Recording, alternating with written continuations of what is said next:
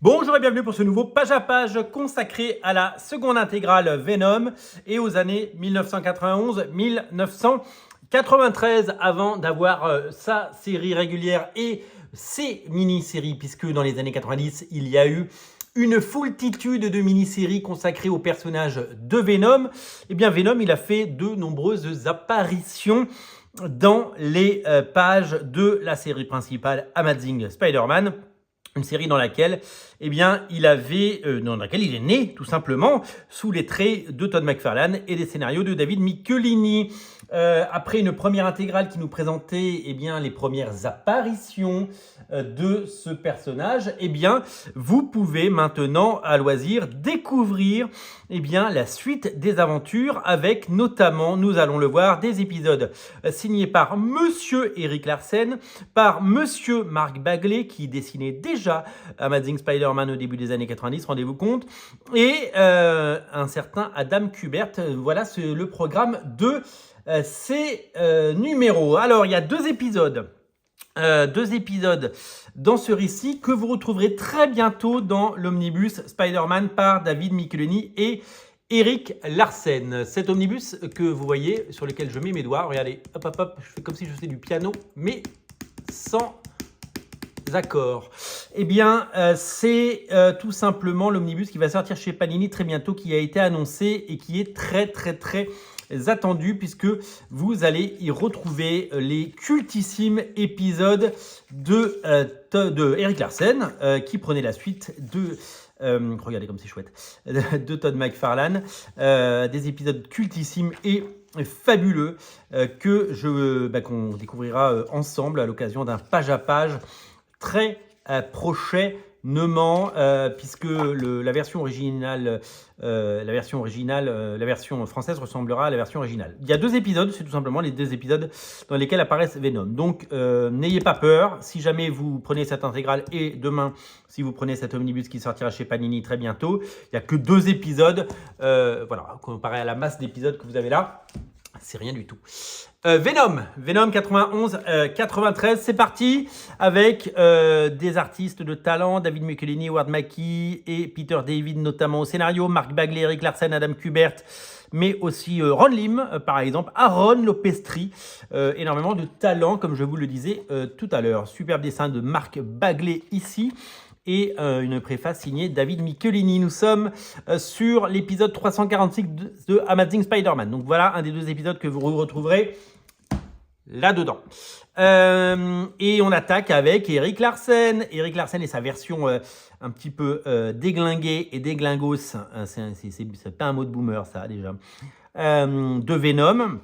Et son dessin flamboyant avec son storytelling, avec sa narration verticale. Il adore ça, il a toujours adoré ça. Eric Larsen, c'est un dessinateur fantastique qui a fait des merveilles non seulement sur la série Amazing Spider-Man, puis sur la série Spider-Man, et qui depuis 30 ans nous régale avec son Savage Dragon, que vous avez peut-être lu à un moment de votre vie, et qui continue sa jolie aventure en version originale, même si en version française, c'est très compliqué. 3 éditeurs s'y sont cassés les dents, et c'est très compliqué pour le Savage Dragon en France, malgré toutes les qualités de la série. Un Spider-Man qui swing, un Venom terrifiant, languinolant. Est-ce que ça se dit, quelqu'un qui fait couler sa langue? Regardez ces plans comme ça, absolument génial. On a souvent comparé Eric Larsen à Todd McFarlane. Moi, plus jeune, en effet, je trouvais qu'il y avait une sorte de filiation, mais ce sont deux styles vraiment très différents, même si évidemment on reconnaît le côté swinging Spider-Man et ce côté spectaculaire, et que y a les cases ont l'impression de sortir des pages, mais moi j'ai toujours trouvé que c'était très différent, et que c'était vraiment deux artistes qui ont pris deux chemins totalement opposés d'ailleurs, puisque graphiquement c'est très différent. Alors là, regardez, Spider-Man à la plage, il est comme tout le monde, il a le droit d'aller à la plage, et je trouve que il a fait un travail phénoménal, et donc voilà pourquoi j'ai fait l'acquisition il y a quelques années de ce magnifique omnibus en version originale, et que la version française devrait évidemment séduire un nombre grandissant de lecteurs. De toute façon, quand il y a marqué Spider-Man sur un omnibus, habituellement c'est auréolé de succès et c'est tout simplement quelque chose de à la fois très attendu et souvent bien accueilli par le public. Voilà. Donc un Spider-Man génialissime avec un Eddie Brock et un Spider-Man à l'avenant. Vraiment beaucoup de qualité pour ces épisodes. Ensuite, alors là, il n'y a pas de transition puisqu'on est directement sur un des dessins de Paris Cullen. Qui est Paris Cullen ? Je ne sais pas, j'en avais absolument jamais vu ces pages avant de vous les montrer. On arrive sur l'épisode 13 de Darkhawk. Ah oui, voilà, parce qu'il y a eu un crossover. Alors Darkhawk, c'est pas une série qui est encore très très éditée et c'est pas un personnage de premier plan. Alors comme c'est un personnage qui serait dans le troisième couteau, vous savez, dans le troisième tiroir là où il y a les couteaux qui coupent pas, et ben peut-être que Kevin Feige va en faire une série télé, parce que vu que personne ne le connaît, ce personnage, voilà. Donc crossover avec Darkhawk, donc apparition de Venom dans ces séries, dessin de Mike Manley ici, et donc voilà, je suis incapable de vous parler de ce personnage tellement il est transparent et tellement on l'a pas vu depuis 30 ans, clairement, ce personnage. Voilà, donc ça ferait une très bonne série, c'est ce que je disais en plaisantant. Un annual avec les New Warriors. Est-ce que cet annual était pas déjà dans une intégrale New Warriors? Je ne sais pas. Nous sommes sur David Michelinie. Aaron Lopestri au dessin. Aaron Lopestri est un dessinateur qu'on aime beaucoup. Il a fait beaucoup de choses, du Red Sonja, il a fait Chicks, il a fait... et voilà, il a une carrière incroyable, Aaron Lopestri, et c'est un dessinateur de talent. Là, c'était un jeune Aaron Lopestri. Bah ouais, on est au début des années 90, et voilà. Et là, on a du Ron Lim avec son style massif. J'adorais Ron Lim sur Silver Surfer et tout ce qu'il a fait autour du Gant de l'Infini, la quête de Thanos et tout ça. C'était vraiment une période super chouette avec Clayton Cassidy, c'est ça Cletus Cassidy, excusez-moi. Le Carnage, et donc là, on retombe sur la série principale Amazing Spider-Man. Alors à cette époque-là, Eric Larsen a quitté la série et il dessine la série Spider-Man parce qu'il a pris la suite de Todd McFarlane sur Amazing Spider-Man et après sur Spider-Man. Et donc là, c'est Mark Bagley qui dessine Spider-Man. Donc nous sommes quasiment 10 ans. Non, ouais, on est 8 ans avant le run historique de Mark Bagley sur Ultimate Spider-Man. Hein. Il va faire plus de 100 numéros, vous le savez. Il dessinait déjà Spider-Man avec brio, talent, énergie. Et ce Venom de Mark Bagley, il est cultissime, quoi, les enfants. Il est cultissime. Et ça, cette page incroyable. Regardez le costume, regardez le visage de Johnny Storm. On est déjà dans Ultimate Spider-Man. Voilà. Donc là, on lui demandait, c'était un comic de son époque, hein, on ne demandait pas de réinventer Spider-Man, il fallait évidemment coller à l'époque et avec son style, mais nous avons donc droit à un Spider-Man flamboyant et magnifiquement illustré par un Mark Bagley en feu. Quelle carrière, ce Mark Bagley!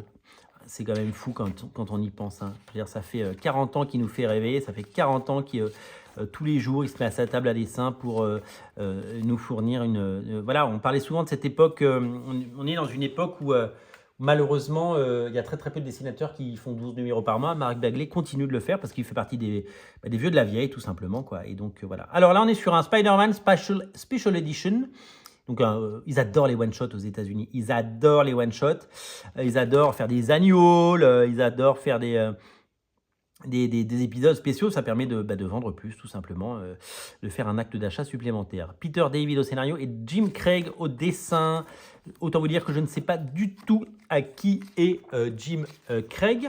Voilà, je ne sais pas du tout, je ne peux pas vous dire. Même si je voulais, je ne pourrais pas, parce que je ne sais pas. Et quand on ne sait pas, on se tait. Voilà, donc je ne sais pas du tout qui a fait ça. Ensuite, on est sur Web of Spider-Man. Vous le savez, dans les années 90, il y avait plusieurs séries Spider-Man. Il y avait Amazing Spider-Man, Web of Spider-Man. Donc là, c'est pendant les Spirit of Venom. Donc c'est Howard Mackie au scénario et donc Savuk au dessin. Hop, donc voilà, donc c'est le dessin un peu cracra des années 90. Alors Venom, après, dans les intégrales qui suivront, il y a toute une foultitude de mini-séries. Et toutes ces mini-séries elles sont... j'ai hâte de les revoir, voilà. Parce que j'en ai un souvenir lointain et je sais que quand ça sortait en version intégrale, eh ben, c'était pas forcément le truc qui me plaisait le plus. Par contre, peut-être que j'avais pas l'œil de l'époque. Alors là, couverture d'Adam Kubert et dessin de Adam Kubert. Le Adam Kubert des X-Men, le Adam Kubert de Ultimate X-Men. Regardez son Venom, comme il est incroyable, là. Regardez là. Adam Kubert de Wolverine, notamment. Et Adam Kubert qui va cet été, si vous voyez cette vidéo au printemps 2024, à l'occasion de la sortie du film Deadpool and Wolverine, eh bien, il va faire une série Deadpool et Wolverine. Ensuite, on a un Web of Spider-Man avec toujours Alex Aviuk et Howard Mackie. En plus de David Michelini, c'est Howard Mackie. Donc ça, c'est l'avènement de Howard Mackie. Howard Mackie qui va devenir le taulier. Vous savez, à chaque époque, il y a eu David Michelini, après il y a eu Howard Mackie, après il y a eu Dan Slott. Voilà, tous les 10 ans, il y a quelqu'un qui... un peu le père fondateur de toutes ces séries.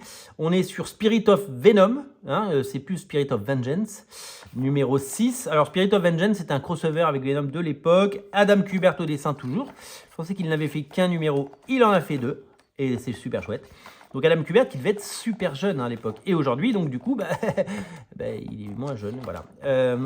Faut pas oublier que nos artistes vieillissent. Et souvent, on leur en demande beaucoup, mais ils vieillissent. Alors là, excusez-moi, mais des dessins comme ça mérite un poster, ça. Ça, c'est un poster dans ma chambre. Je veux dire, incroyable, incroyable. Et ça, couverture de Wizard, numéro 18. Et là, les auteurs. Et voilà, pour cette intégrale qui ne mérite que votre attention, votre amour et votre dévouement. Donc des talents, comme on l'a dit, Michelini, Mackie au scénario et Bagley, Larsen, Kubert.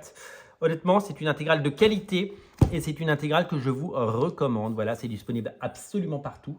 Et je vous invite, si ce n'est pas déjà fait, à lire, découvrir et dévorer les intégrales Venom qui regorgent de jolies choses et qui nous régalent tout simplement. Salut!